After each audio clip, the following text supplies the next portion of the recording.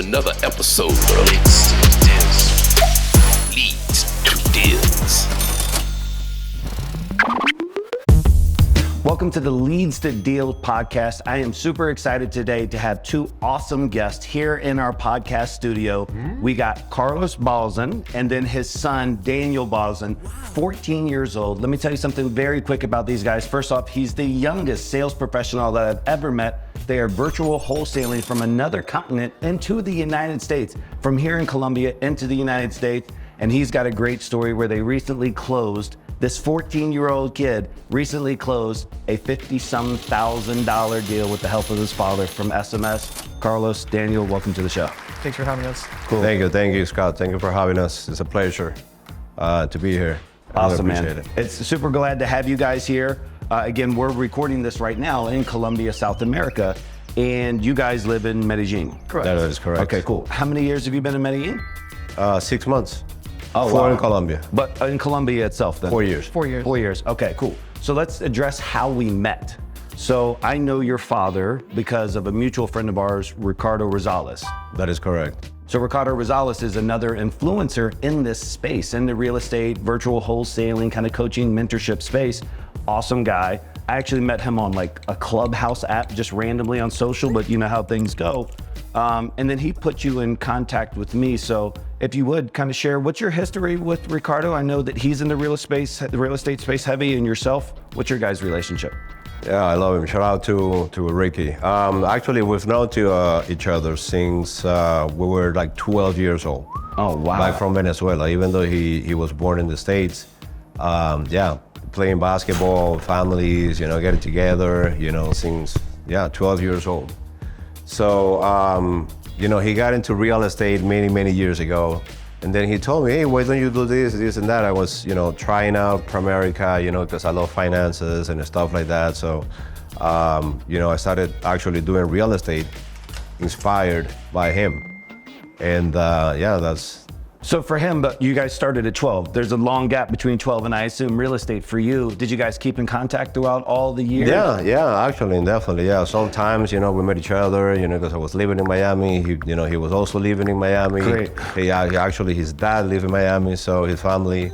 So, we kept in contact, on and off. He was doing his thing, I was doing my thing. I don't remember exactly when we got back together or into the real estate and stuff like that, but he was always posting stuff and I'm like, hey, what is it that you doing? What's going on? And he's like, well, I'm doing this, I'm closing deals, I'm, finding properties, doing a lot of flips and stuff like that. I love it, because actually my dad was also building properties in Venezuela. Actually, my grandfather was in the business. He was building what we call quinta, big 2-story houses. He was building the first actually 2-story houses in Maracaibo, Venezuela. So your family comes from a construction background. Right. How did you start pivoting into sales? Because it seems like the natural fit would maybe even been using your hands for labor or going down that path. So how did you, because this is the Leads to Deals podcast, tell us about kind of your sales. Did you get started as young as 14? No way, right? No way.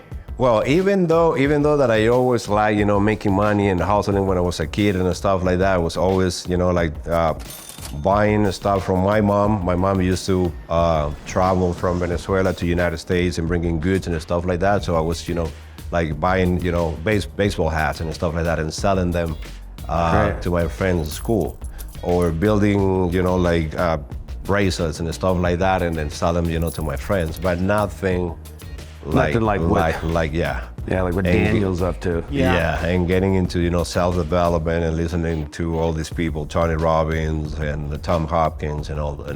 So for everybody out there who maybe doesn't know those names, it was so impressive last night. We're having dinner and we're having conversations about how some of these older generation influencers have really changed our lives, whether it was Tony Robbins or Tom Hopkins or Zig Ziglar. We discussed Zig Ziglar last night.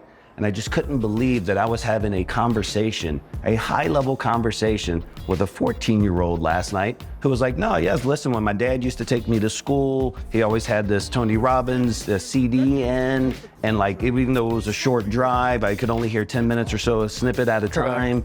And then, but it was every day, either to and from work. So your dad was in automobile university, but you were as well too. So like, Exactly, yeah. what does that do to a 14-year-old having that constant mental programming from a dad who cared like that? It was never something that was like out of the ordinary for me or weird. Like, it was that natural state that I was always in, cause I've been doing it since grade school. I've been doing it. So it was never like, oh, I'm out here listening to podcasts and Tony Robbins and all these guys. It was never like, I'm out here doing something special. In my head, it was just, yeah, this is what people do. This is what people do. This is the norm, I guess. And how do you think your friends, have you ever had your friends get in the car? Like that ever situation, or was dad like, okay, these might think this is weird for my son, so he changed it? Or did your friends kind of know what you were doing via your dad? I never mentioned anything, and I didn't have many friends over at the time. It was mainly me going to other friends' houses. Gotcha. So it was never like, oh, a friend got in the car and he was listening to Tony Robbins. He was like, what the hell is this? Cut that Tony up, baby. Yeah, exactly, no. But no, not that I remember. I never mentioned anything. Yeah. In my head, it was just, yeah, this is what people do. This is what you listen to on the way to school. So we had this conversation this morning about your dad when you guys were on our sales floor. So we have a really big sales floor, a couple of doors down. It's like over 100 and some people there. And in the mornings, we always have some type of motivational video playing in the background for the same reasons why your dad was doing it. You know, when you're driving, you're focusing on the road, you're paying attention, you're still carrying a conversation on with your son, the people that you care about. Same thing with my agents, they're coming in, they're fixing their coffee, they're kind of getting settled in. But in the background, those motivational words are playing. And it's subliminally, it's programming them, because I know that these kids haven't yet built the habits, haven't had years and years and years worth of experience of hearing that. And so just to be able to sneak that in, as crazy as it sounds, I want to sneak that into them, because before they go hit the phones, hitting the phones is not an easy job. 14-year-old, you were just banging on the phones a few minutes ago. In general, it's not an easy job, but just to be able to program people, just to be able to give them that extra something. I have a kind of a philosophy that I share with a lot of my sales agents. It's like you can take a vase, like a flower vase, and sometimes I'll do it visually at the beginning of the year. I'll fill it up with green balls, almost all the way to the top. And then I'll throw a couple of red ones in. And obviously very few, if any, can actually go into the vase. And that's why I try to tell them the same thing your dad was doing. I want to have my agents, he wants to have his son so programmed with the green, the positive. You hear so much good stuff, you're programmed with so much good stuff. When something bad hits, more or less there's no room for it to be able to grab any type of space in your mind and in your heart, et cetera, et cetera. So like, I'm impressed, 14 years old in the real estate game. I want to talk though real quick about dad and how you kind of made the pivot. You talked about Primerica for a little bit. For everybody out there, was Primerica your first like commission-based sales job? That is right. Okay. That was my first one. What did Primerica do? What did you do for Primerica, and how long? I did it for about a year and a half. Actually, the first year I was Rookie of the Year of the Naranjo hierarchy. I think it's one of the biggest hierarchy right now. Primerica is amazing. To me, it was a very, very good experience to me, to my family, to my wife, Carolina and I. We grew so much through it. It was amazing. It was a... How'd you find it? How'd they find you? How did you go from no sales to intense sales? Because Primerica has been given a lot of news about what they did during the financial crisis, and not what they did, excuse me, but there was just such a big influx of people that were involved and so forth. So how did you even start on that venture? Yeah, very good question. My sister was not doing that good. And actually, my sister was a very good friend of William Naranjo. He's the, one of the biggest in the company right now. And she always told me, hey, you have to meet Willie, because he's always into self-development and doing all these seminars. And now he's driving a BMW, he's making a lot of money. I'm like, okay, why don't you work with him? No, because I don't have a computer, excuses. I don't have a computer, I don't have a car, excuses that we all create in our life, the stories that we create in our head. And I'm like, okay, don't worry, I'll take you. And then I went to pick her up and then meet Willie. I knew Willie before the meeting, so we got together, we listened to the presentation, and I'm like, this sounds interesting. You know, free licensing. I got my Series 6 license. Great. Investment license, for those that don't know. It's one of the hardest and toughest licenses to get in the United States. Only like 68,000 people have that license. Wow. I got it. Good. So yeah, I love that. And then, but she's like, she kept on with excuses and stuff like that. So I got back home and I told my wife about it. And she's like, well, why don't we get, the life insurance license and get into that? So he invited us to a meeting, to a weekly meeting. And then, we fell in love. We both got licensed and we went all in. Wow, so 0 sales to being pitched. And that's the thing too, that's one of, I think, the hallmarks of a good salesperson is they're actually really easy to close. Like I know myself, if you put me in front of any salesperson, like I'm a layover, even though I know what the pitch and the script and all this is, it's just like, I'm done, I love it. So for you hopped into it, you did that with your spouse, but focusing on the sales side, when you're now in the real estate industry and you're doing virtual real estate transactions from another continent, right? Like your guys are in North Carolina or Tampa, primarily on the Eastern Seaboard. But what do you think are some of those core fundamentals that you learned in your journey in Primerica that you're carrying over into your sales career today, as well as teaching your son? Good. Persistency, consistency, no quitting.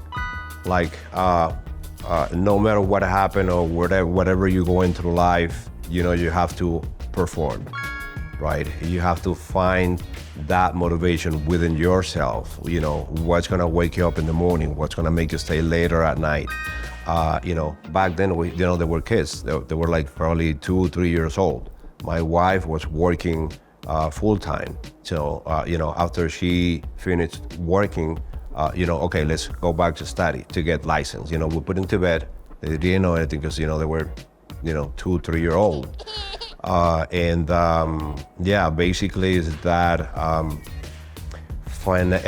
mindset, that mindset that sales teach you, like, how do you call it? Like a tough skin. Have a tough skin, man. Tough skin, and it's amazing. So I tried to transfer all that information and that knowledge and skills to them since they were kids. I can tell it worked because last night we're driving in the car to the restaurant. 14, I say that, I don't mean any disrespect because of your age, but it's just mind-blowing. Like it's mind-blowing to me because of the opportunity that you have and what some of the success stories that you guys have. But he was talking to me about phone fear last night, and it goes to what you were just saying about persistency and consistency. We're in the only profession, I don't care what sales job you're in predominantly, you're always gonna be told no more than you'll ever be told yes. And it's the people who don't have the persistency that are the ones who fail. And obviously to be in any type of commission only job, like that was one of the things that I give a lot of. It was painful at the time, but I haven't had a salary check in 21 years. I haven't had, the moment that I got into sales, it was commission only sales. And that is some fight or flight type of environment where you have to kill or you don't eat. And it builds that resiliency, it builds that tough skin. And then to have him be like, so I'm really, really getting much better, if not completely overcome my phone fear, being able to handle the rejection and what that means in other parts of his life. So for you, from your perspective, been on this earth, been in sales for 2 years now, which is crazy, or 1.5 years now, which is crazy to say. But what is phone fear? What's the difference between how you look at your phone fear in the beginning versus what you just did on that phone over there? So when you start, it's that thinking that, I'm gonna get cursed at, or somebody's gonna tell me to go screw myself, or it's that fear that somebody's gonna tell you off. But with time, and my mom tells me this a lot, it's you're over the phone. It's not like that person can see who you are, know who you are. Like there's no actual interaction to where you should care what the person tells you or what they're gonna scream at you, they're yell at you, because at the end of the day, it's just if they're interested or not. If they're not, you hang up, move on, and you get that yes. Or if not, all right, you move on until you find that yes, because it's that what my dad said, it's persistency. You can't just let somebody go ahead tell you to screw off, and then you're like, I don't want to do this anymore. My feelings are getting hurt. Because at the end of the day, it's not about your feelings. It's not about, oh, that hurt me, oh, he told me to screw myself, Mom, I want to quit, X, Y, Z. It's just, all right, he told you to go flip yourself off. I've heard it 1,000. You have to hear it 1,000 times to be able to confidently say, I could care less if you tell me to screw myself off. Yes, I love it. I got like goosebumps, like just hearing a 14, because that's the exact mindset that you want to have too. And I love hearing that from you, because I know you're a professional because you speak and carry yourself as a professional. And I think one of the things that's really cool about the industry that you guys are in is when you get to those yeses, those maybes turns to yeses, those yeses turns into closed deals. But if you have the conviction that we have, it's like, hey, we're helping somebody out of a very, very problem property.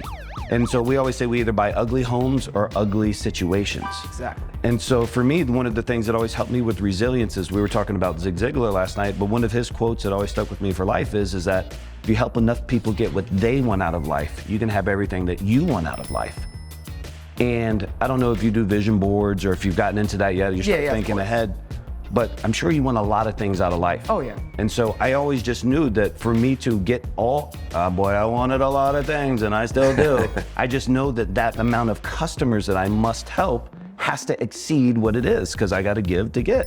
And so knowing that, it allowed me to build a much better resiliency just to get to the right person. Exactly. We fail to success. If you were a tight end quarterback, and let's say you're 1 out of 20 in whatever your sales profile, and you dropped 19 balls, they would not allow you to get on the field. But independent in the vertical, if you're 1 out of 20, coach loves you, Pop loves you. He's like, boom, let's get back into the game. So knowing that you have that mindset right now is awesome. But are you in like a league of your own amongst your friends? You don't have any other friends that are in sales at 14 years old? No. No, all right, because who does? Like, who Right. knows a 14-year-old? Even though that I tell them, why don't you talk to Sam, or why don't you talk to, and try to create like a team, and you can actually transfer and do the same, transfer your knowledge, your skills and stuff like that, so they don't have that mentality that, I want to go ahead and work. I want to, they don't want to just go forward and exceed what they're expected to do. They just want to, all right, I'll go to college, I'll get my degree, I'll work my 9 to 5 and continue my life as society allows it to almost. Just, I'm trying to break out of that box and go into entrepreneurship at 14. Like, none of my friends are even close to that. I want to add to something here, Scott. Because besides, using the car as a university, like an audio university, I also used to take him and my daughter, my 12-year-old daughter, that she's now starting a bakery business. Great. I used to take him door knocking when they were like 4 or 5 years old. There are actually some videos on YouTube, right, where you upload it to the channel. Door knocking and start selling, stuff from the school and stuff like that. Door knocking, because I always taught them to not be afraid to talk to strangers. Yeah. Right. And they taught us the otherwise, right? Our parents told Stranger me, danger. Yeah, Stranger danger. Yeah. stranger danger. Never talk to strangers. I did the completely opposite. That's great. So, yeah. Yeah, I see guys like you with your story, and it's like, it's such the beginning. And for you, you're living where you're at in the life, but we just are able to have a different vantage point. It's no better. We just have a different vantage point because we were 14 once, right? Sure. And seeing if I would have I started my professional sales career at 21, technically 21. And I just didn't have the opportunity there. I didn't know anything about sales to really get into it. But once I got into it, I knew that, hey, listen, instead of going, for me personally, and I don't recommend this for anybody, I'm not trying to sway you, but it was either college or entrepreneurship. And in our generation, because we're about the same age, entrepreneurship was frowned upon. It wasn't the cool thing to do back in the day. No, he's told me where entrepreneurship equals unemployed. That's exactly right. He's told you correct. It's almost like in the United States today, when, no offense to our listeners out there, they say, I got a marketing degree. It's one of those, I just got a general degree and I didn't really know it. That's the same thing people used to look at. I'm going to be an entrepreneur. I'm going to be my own man or woman as I grow up. So the fact that you've done this, you're at where you're at now. For you guys, you pivoted into real estate prior to moving to Colombia, right? Yes. Okay. And you were doing originally, so for those guys don't know, you were originally a fix and flipper, is that correct? Yeah, it took me, for those that are listening, it took me 8 months to get my first deal. It was a wholesale deal because I got into a coaching program. And then after that, I started doing Primerica. I got distracted, shiny objects, like we want to do everything at the same time. Yep. And then I stopped doing real estate. Again, like after I did Primerica. And then I started doing flips. Yeah, I got involved. I've done probably like 18, 20 flips. Wow. So this is what I think a lot of people who enter into your guys' vertical, the real estate wholesaling space.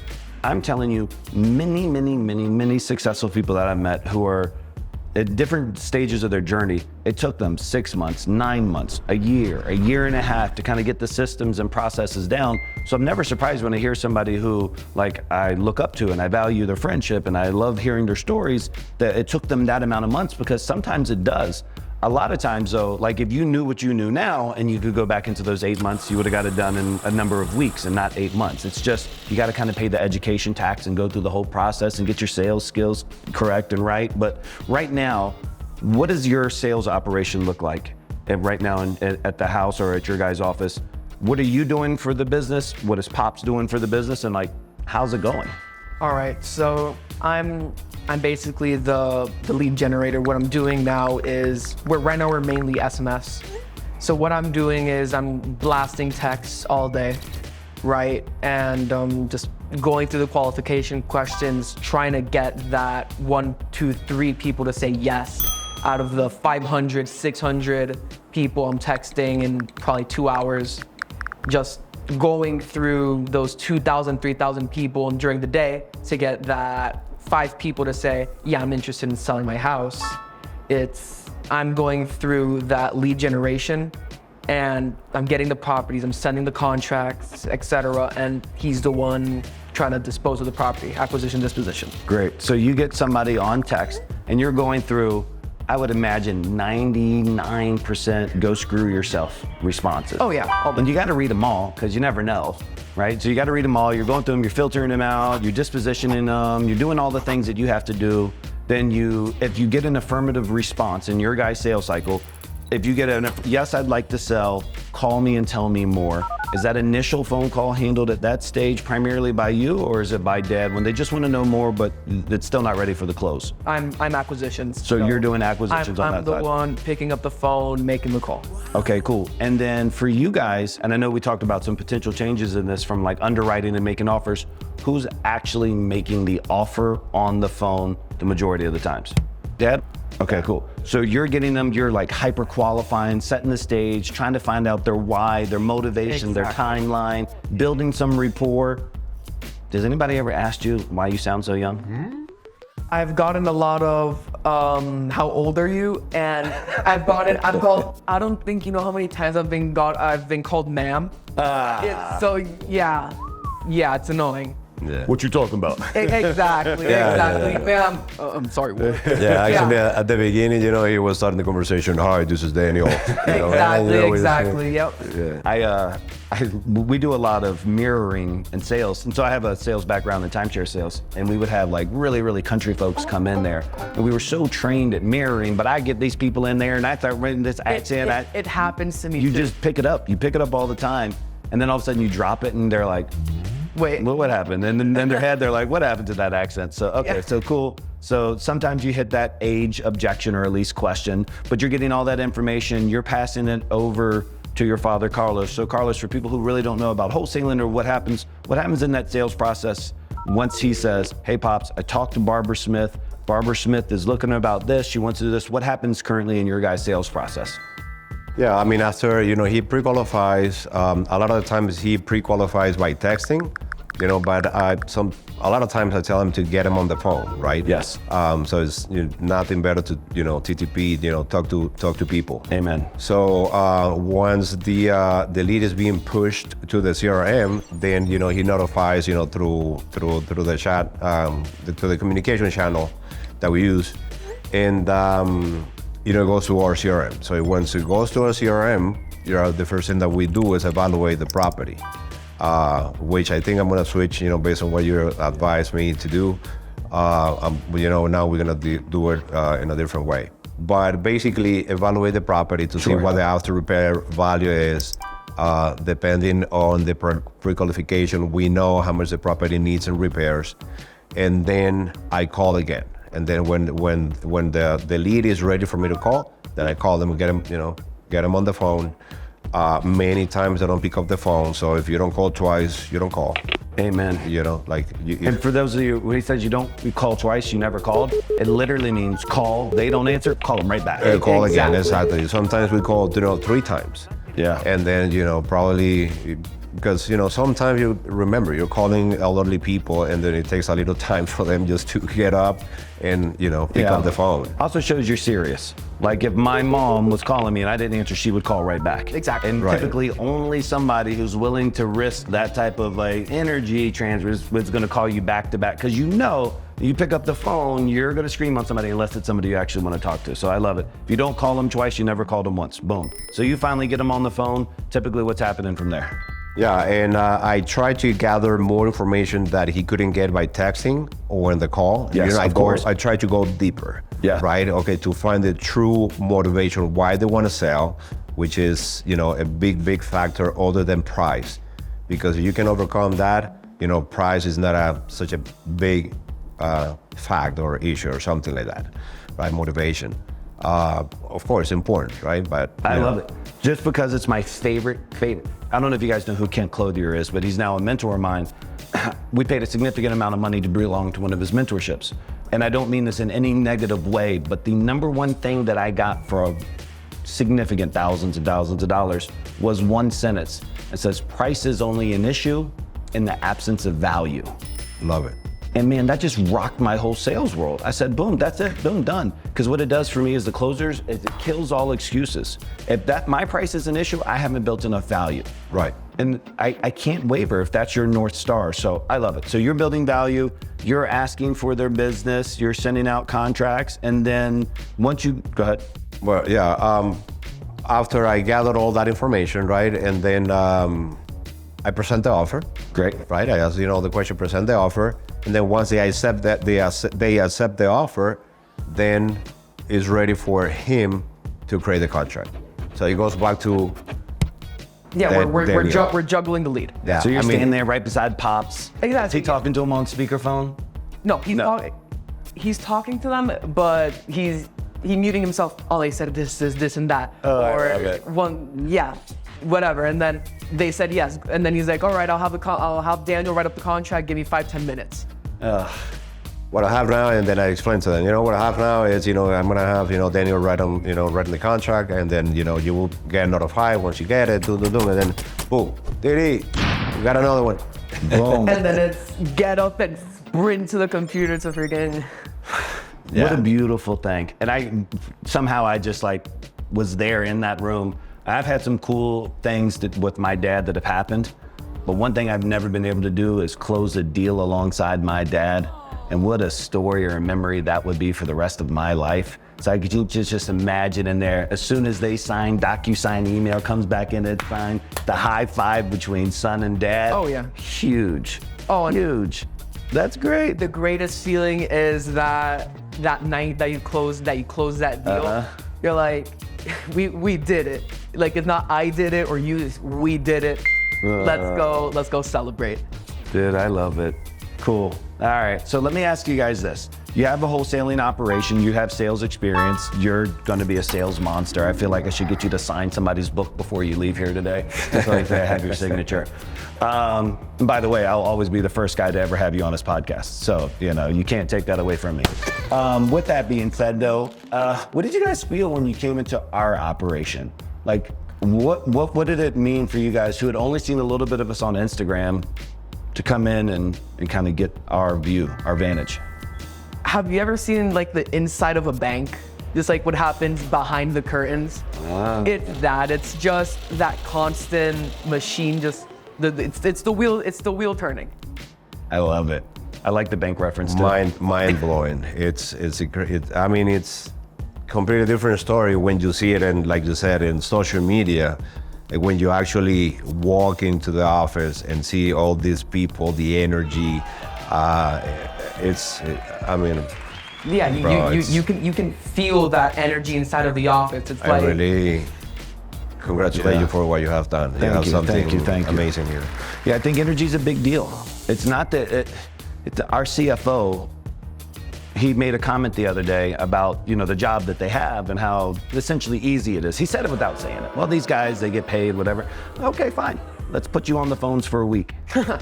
I put him on the phones for a week on my campaign so that way he didn't dilute anybody else's results. And not a single healthy conversation in a week.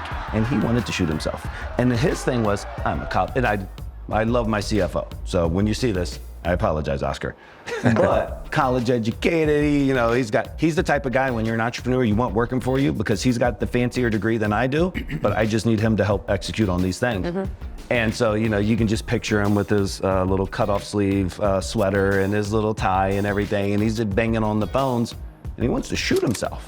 Because people don't realize the actual type of input it takes, the work to get the output on the financial side.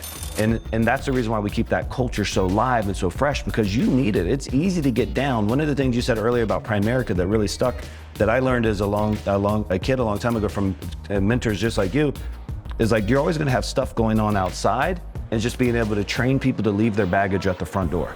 When people come in, this is our safe space, this is our safe zone. We want the energy high, we don't want yesterday's baggage into today. And so I'm glad that you guys were able to come in and see our system and our operations and play on the phones for a little bit. And it just means a lot to me to have guests like yourselves here, because one thing for sure, I know it did, just so like you blew my mind with being 14 years old, it's a paradigm shift. Because now you've seen something you've never seen before. And now the possibilities, because like, hey, listen, you might only want 2 agents. Well, Scott can have 180 agents here in Columbia. And dang gone sure know I can get 2 or 3 under my belt. Wow, yeah, definitely. Cool, love it. Now we're gonna start winding out. I wanna focus on you for a second. cool. Leads to deals. Advice for kids. How do you even do that? Because it's like talking to this brick wall.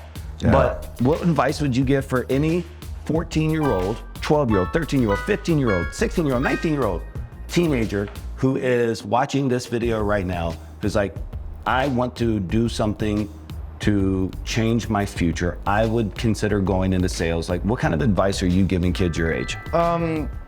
You can't let what I was speaking about earlier, society, because everybody has a friend group at our age, right? Right. You're always gonna have friends. You're always gonna have people messing with you. You're always gonna have people telling you this, telling you that. You can't let that get in the way of what you actually want to do, because people are gonna tell you, no, instead of doing this, why don't you come out to the mall with us, or let's go to XYZ's birthday party, or whatever it may be. You can't let what other people want you to do determine what you're gonna do, because at the end of the day, you're not gonna be with those people for the rest of your life. Those people, you can't let those people be your life, because then you're gonna as my dad tells me, because I can't say that I have experience from it, but you're gonna look forward in the future and be like, why didn't I just tell him to piss off and do what I actually wanted to do? This is one of my favorite things ever, just hearing these words from you, because myself and your father, we think a lot alike.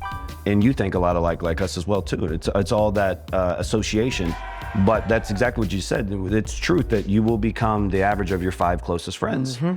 And so when I was young and getting into sales, I realized I don't have 5 friends that I want to be anything like. Like, I just wasn't surrounded by. I grew up in Richmond, Virginia. Everybody, and I say this with love because they're my friends, but everybody ended up doing roofing or plumbing or some type of manual labor. And it was just, that was the natural progression. And so what I did is I found my 5 closest friends in books. And so that's when I started, I was like, okay, so yes, Zig Ziglar is gonna be it, or Tom Hopkins, or Tony Robbins, and all these guys during that genre. And so I found them in that. So to hear you say that, like, hey, at 14, I already know that separation is advancement to a degree, and making sure I'm not letting anybody bring me down, that means a lot.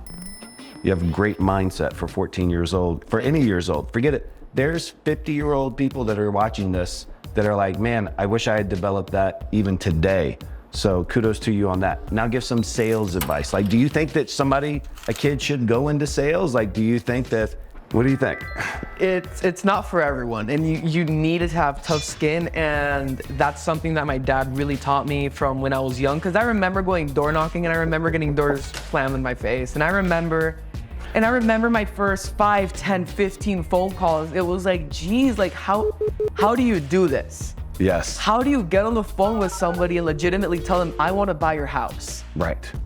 And just getting laughed at or getting cursed at. And me as a 13-year-old, I was like, damn, like for real? like at the beginning, it was like, yeah, you're hurting my feelings. Yeah, of course. But it's that, I mean, it's not for everybody, and you need to have tough skin for it. And I mean, if you're gonna get into it, advice, read. Read, and you can't expect to figure everything out on your own. You need to ask for help. Because I struggle with that till this day. It's asking for help and asking somebody, here's what I need to do, how? Yes. Because I feel like, all right, I mean, if I've come this far, why can't I just continue on my own? Whatever, yeah, I can do it. No, you can't. I love it. You need somebody on your back telling you should be doing this instead of that. I was thinking about when you said that somebody threw slammed doors in your face, 10 doors in your face. I was like, man, you know, there's some parents out there who would call Child Protective Services on your daddy, that he's taking this little kid and people are being so mean and rude to him. And that person will never develop because they've been protected from anything that could be abrasive towards them. But that abrasion is what causes growth, and it allows you to have that resilience. Yeah, you have to go through adversity.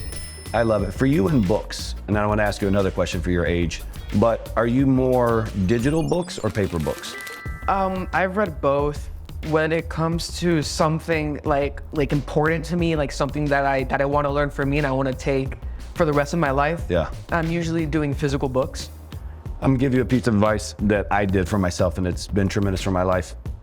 Every time I start a new paper book, on the very first page, before I start reading it, there's always kind of like a blank page in the beginning. I just write that day's date, and I just write a journal to myself where I'm at in my life. Like, hey, I'm reading this book here from Medellin. I've been living here with my pops for 6 months. We just started real estate. I just closed this deal, this. And then every highlight that I do is in orange or purple and never yellow. Because you'll discover in about 7 to 10 years, the yellow finally fades away, but the other colors will never fade away.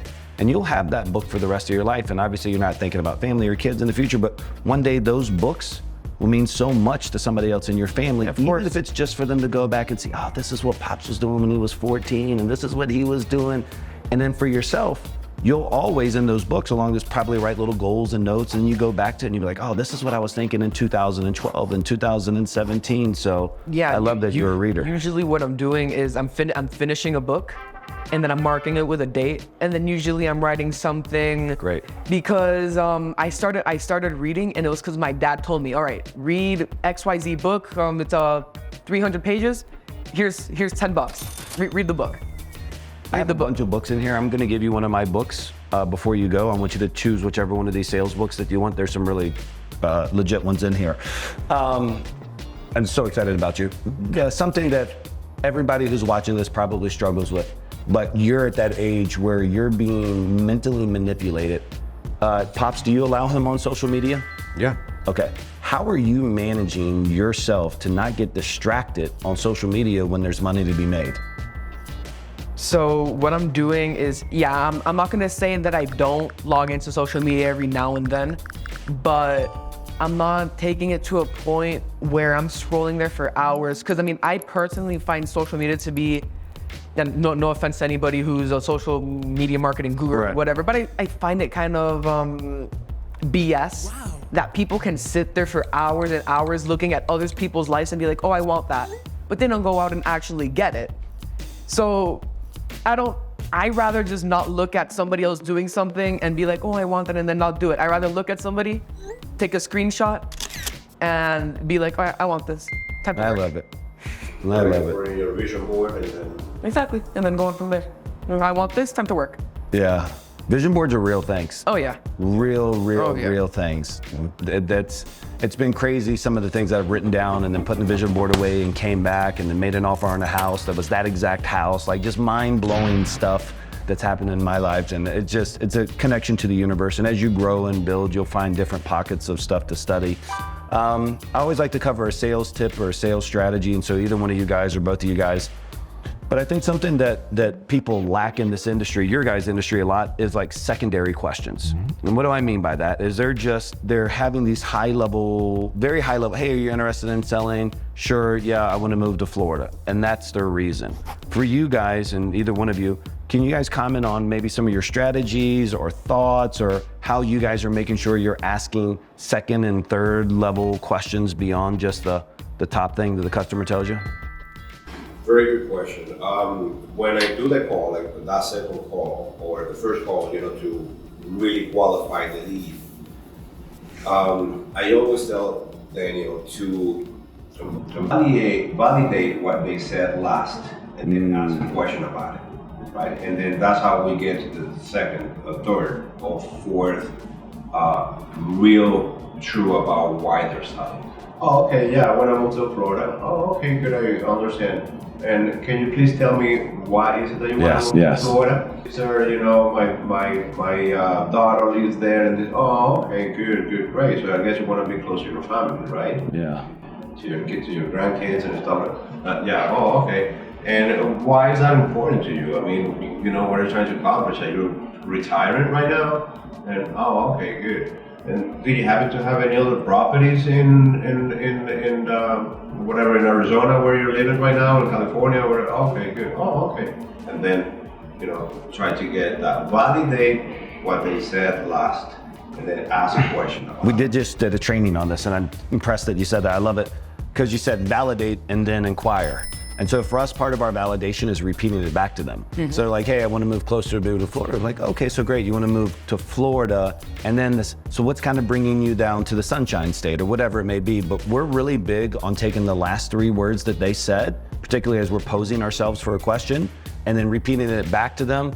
Like, yeah, I just don't think that the housing market is going to crash. Hey, so you don't think the housing market is going to crash, but how do you think it's going to affect you in the long term if it does or whatever? Because we always want to give them comfort that we're listening to them and we're repeating what they last said. We're replacing those three words with a similar tonality, and it allows us just to pick up what they're saying and dive in a little bit deeper. I think another thing that you can do for secondary questions, or people can do, sales agents, is how's that going to make you feel? What would that mean to you? Those emotional questions are so much more important to get down to the real reason than just the hows and the whats. It's the whys and the feelings. Yeah, one thing that I try to do when, for example, I'm on the phone and they tell me, okay, I'm looking to move to Florida. What I do is I take, okay, so you're looking to move to Florida. And I just pause, take a long pause. And then usually they'll be like, yeah, I'm looking to move to Florida because X, Y, Z. And then they slowly start talking themselves out. I love it. We call it the power pause.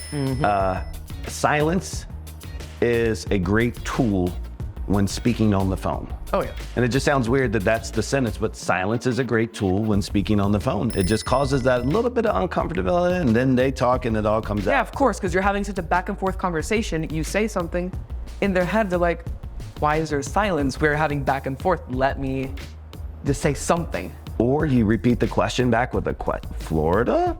Like you literally, like, you want to move to Florida? And then all of a sudden, boom, there's nothing they can do other than spill their guts about why it is that they wanted to move to Florida. Perfect. All right. Leads to deals. My favorite part, crazy sales story. Do you have a crazy sales story? Either one of you guys, but oh yeah. You kind of have that smirk already. What's the craziest thing at 14 years old and a year and a half of being in professional sales? What's the craziest sales story you have? All right, so this actually happens to be the biggest deal we've done. So we're on top of this lady, right? We're just texting her.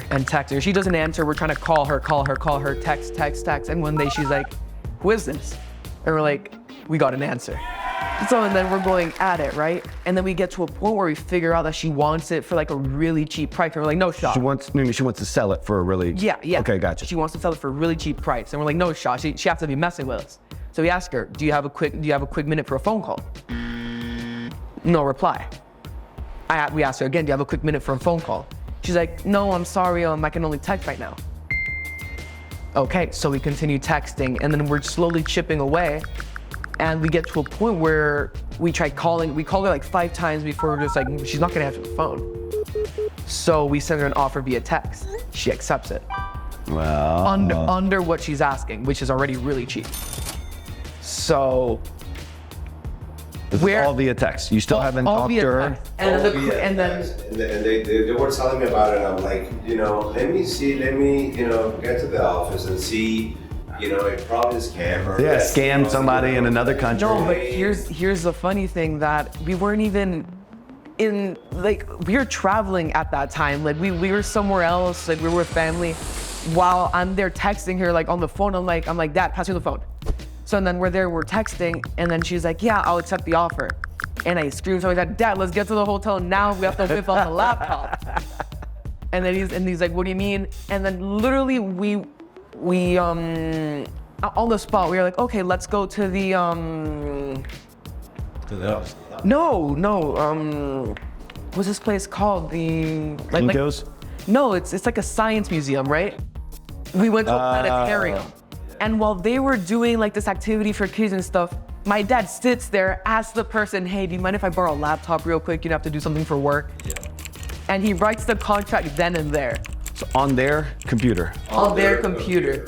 I logged into my, CRM account, blah, blah, blah, and, I started, writing the contract while they were listening to the... They got the planetarium explaining whatever the hell. Yeah. And then, so we're like halfway through the, this is the crazy part. We're halfway through the negotiation, right? Like she had already signed and we're close to closing. But you know that all parties at the closing table need to sign. And there were two parties, and one of them just wasn't around. The current owner had, because they were both on title, but the one that we were dealing with, she didn't have the other person's contact information, email, nothing. So we asked them, do you have their name? Yeah, they sent us a name. So I kid you not, my dad and I, we hop on Google.com. We just type in the name, and we're scrolling, and then we find a Facebook page. We're like, okay, this is our shop. So we go, we send them a DM. They answer. How quick did they answer? Dude, it took them a while. It took like a day or two. Okay.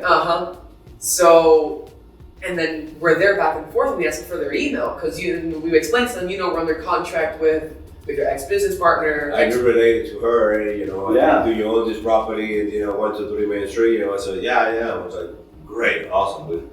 We're like, can we get your email? Because we're so close to closing on the property. Can we get your email? Yeah, here's my email, here's my phone number. So we got it, right? And then here's the even crazier part. So we're about to close, and the owner's assuming that the property's vacant, right? It's her property. She said that it's vacant.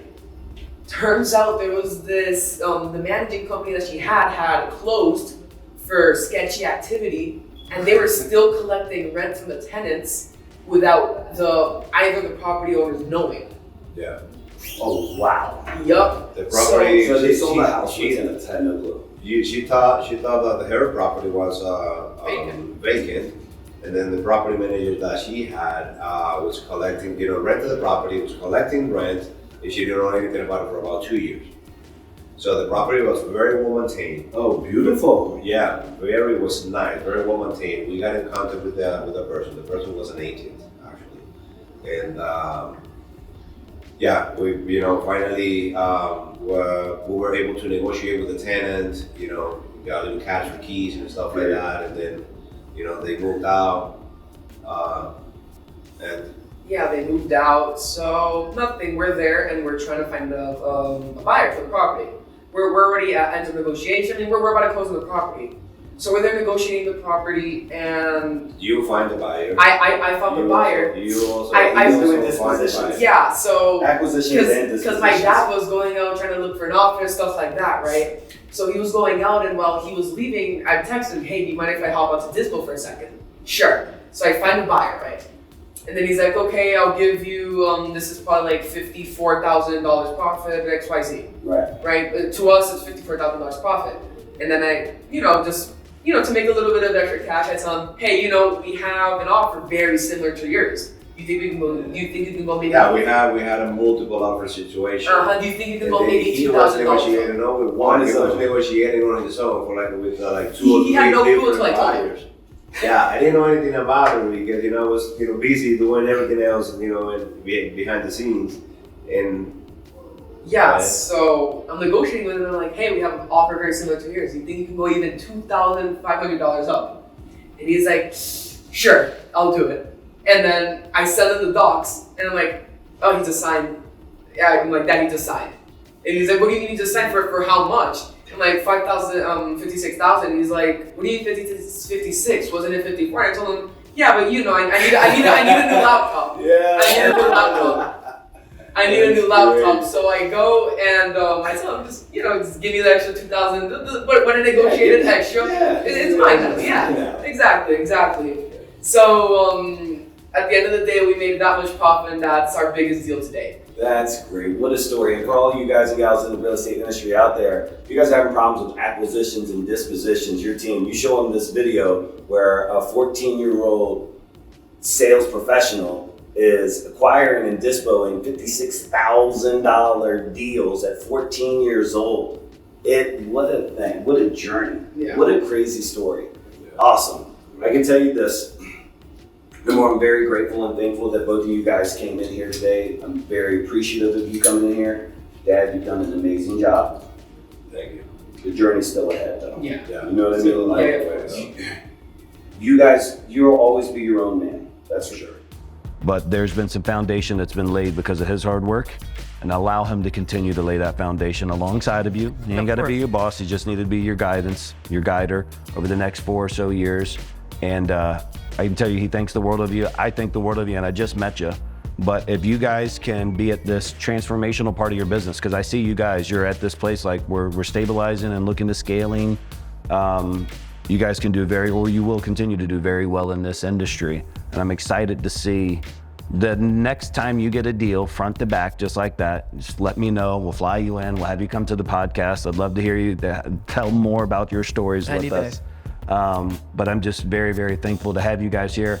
14 years old, closing $50,000 deals via text, and then upselling the buyer just an extra $2,500 because the man needed a laptop and he didn't want to share that part with his daddy. Leads to deals. So, guys, give me your contact. If people want to reach out to you, there's some father-son, some father duos out there. If they wanted to reach out to you to get some advice on maybe how they can help grow alongside of their son as a partnership. And that's one thing I'll say real quick. My observation, I don't know, I just met you guys. I'm very impressed with you guys. This is very much a partnership. Yeah. I see you guys very complementary. This isn't one over the other, or I'm the tech kid, I do it. No, you guys are a great complement to each other. So if somebody wants to reach out to you, Carlos Balzan, how do they find you on social media if they have any questions for you guys? Yeah, I'm more active in Facebook. Okay, great. So yeah, my social media is open. So Carlos A. Balzan. I'm also on Instagram. It's at Carlos A. Balzan, the same thing. Great. Or should I give my phone number or? Reach out to him if he wants to give you his phone number. He'll do it. Somebody's gonna put you on buyer's list. So, guys, if you enjoyed this story of the 14-year-old sales professional who's really growing in this industry, if you enjoy this story, let's do him a favor. Let's share this. Let's tag friends. Let's tag kids that need to see this. Let's tag, if you're a kid and you want to do this with your father, if you're a father and you want to do this with your kid, let's get this young man some exposure for being the sales titan that you will be, right? Like, you got all the ingredients, you have the great mindset, you're in a beautiful industry. Being a professional salesperson turned into being a professional entrepreneur, and I can tell you that's the journey that you're on. I'm very excited for you. I'm very thankful for having you guys on the podcast. No, thank you. Thank you for You're having very us on. welcome. Thank you for having us. Until next time. All right. Cool.